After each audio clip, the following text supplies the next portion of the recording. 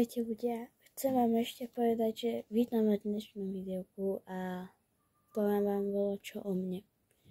Takže ja bývam na Slovensku, som rada, mám dobrých kamarátov, dobrú rodinu a jedna rodina mi chýba.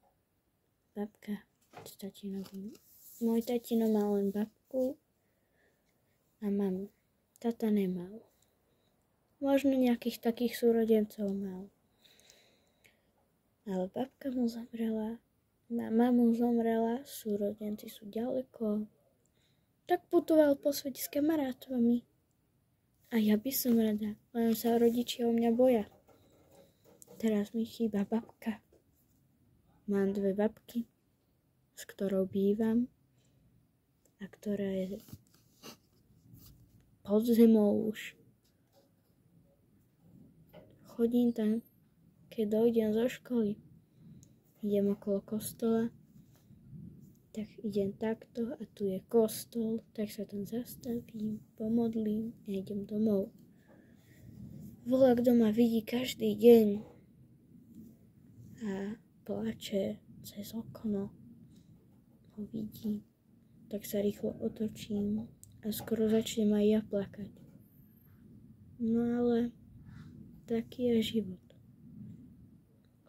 Vy keď vám nejakí blízky zomreli, choďte na ich pohreb.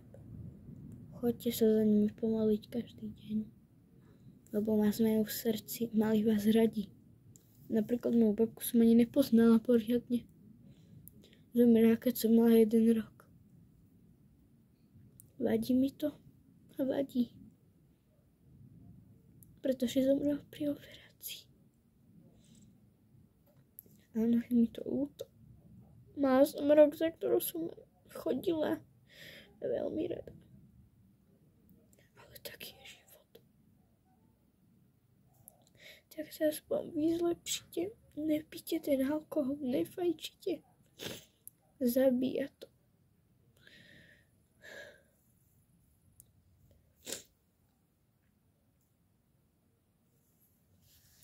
Rozmýšľajte a potom uvažujte.